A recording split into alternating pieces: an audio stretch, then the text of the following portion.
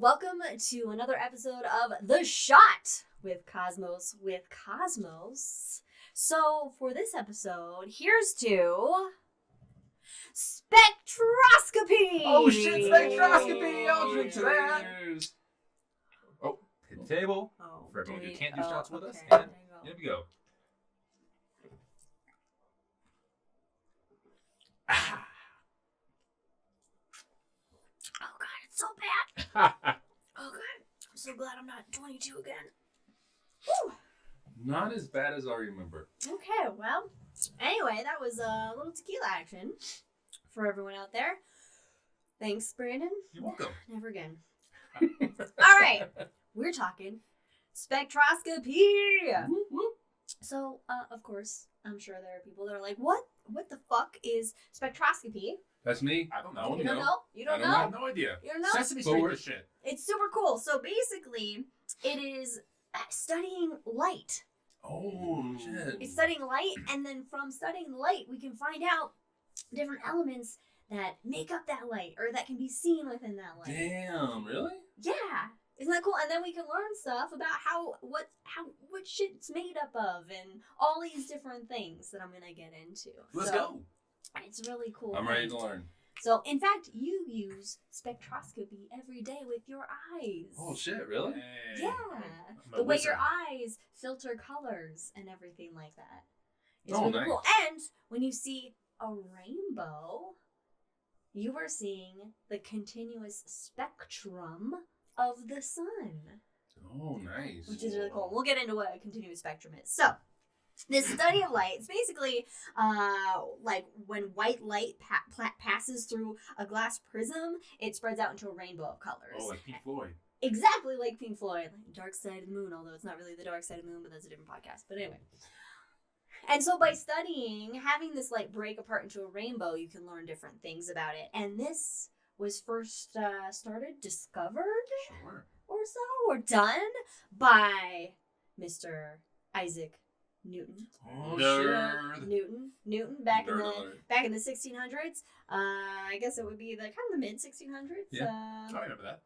Yeah, around 1666. I was there. 1670. Yeah, you I guys was know that? there. You guys I was there. remember back in the I day? met Newton. 3,000 Oh, years good ago. I met Newton, You so did? when Yeah, the play okay, we don't have was time going for on. that. Anyway, so Newton, he first started this by filtering light through a prism, and it was called optics. And you had this field of study grow and expand, right? And in 1814, a German physicist named Joseph von Frauhauer, he created a glass. Well done. Yeah, you like Well that? fucking He done. created a glass prism, and he used it to look at the spectrum of the sun. Oh. And he made a drawing, essentially, of that. And he was kind of able to, and this kind of improved our ability to map the, the spectrum of celestial objects and all that good stuff. And they used to have to do it by hand. What? Yeah, by hand. They'd have to like draw it all out, mark shit out, do Well, all that's these cool. things. But now we have like modern technology that can just put that shit out for us, and we can see it. Fucking love technology. I know, right? Okay, so there are different types of spectrum. Makes sense. All right, that we see now. Continuous spectrum. All right, this is like a rainbow. All right, we're seeing Roy D. Biv. that white light broke apart into the beautiful colors that we identify with peace and love and harmony and pride. All right, and basically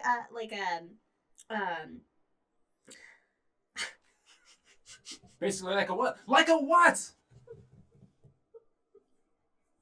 Basically like what? okay. So with continuous spectrum, we can use a black body, this black body radiation. Mhm. Thank you, Planck. Yes. Well, it was known before that. but Okay, yes. okay, not Planck. I have it in my notes here, but anyway.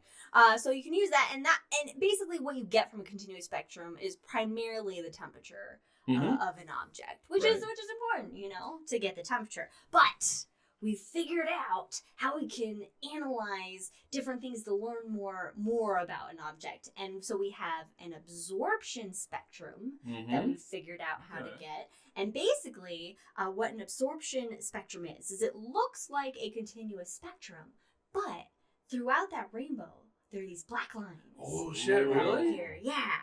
And what does that mean? Essentially, it is where whatever you're having this light go through, that material is absorbing different wavelengths of that light based on the atomic makeup and kind of what's there. Like a little light thief. Yeah, a little light thief. I like that. Yeah, a light that is thief. really And cool, they got actually. their own behind bars.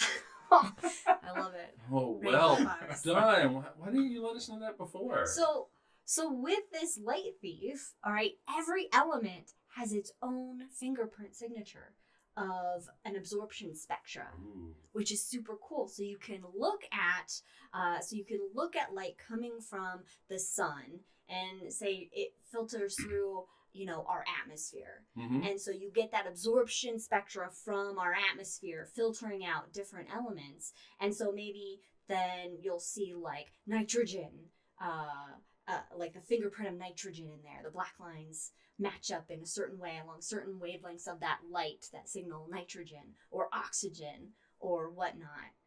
So you can see what elements are present using that absorption spectrum, which is super cool. That is really cool. Elements have fingerprints. They do. And we figured out how to read them. Yeah. So don't cause any crimes, Yes. elements, so we got you.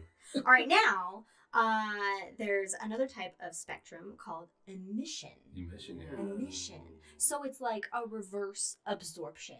So it's, instead of seeing a rainbow with black lines, we're seeing blackness with little bits of rainbow peeking through. Yes. Which is really cool. And again, each element is going to have their own signature emission spectrum. Now this basically happens, it's useful for studying like dense clouds of hot gas. All right, so you can see like the difference in brightness of different emission lines then can tell you something about the temperature and the density of the gas and all that stuff. Magnetic fields as well. Magnetic fields. So all the things that we can learn with these different types of spectrum are essentially if things are moving towards us or away from us by how the light shift on that spectrum. The Doppler effect. Yeah, things that are moving away Can you say that shift again? more. Doppler? Doppler. God damn it. So things that are moving farther away, they shift more to the red. Things that are moving closer to us, they shift more to the blue side of the spectrum. And you can read, density, temperature, velocity as well with that movement. Redshift, redshift, blue shift. Yeah, so we can composition. So we can glean a lot of things about these things in space that we can't get near. We can learn so much about just by looking at the light that is being reflected off of them or that's coming from them. Oh. And because that's the only way we can touch the universe. Exactly. Is by our eyes, is by light. By light. We need light. That's why black holes suck ass, because pun intended.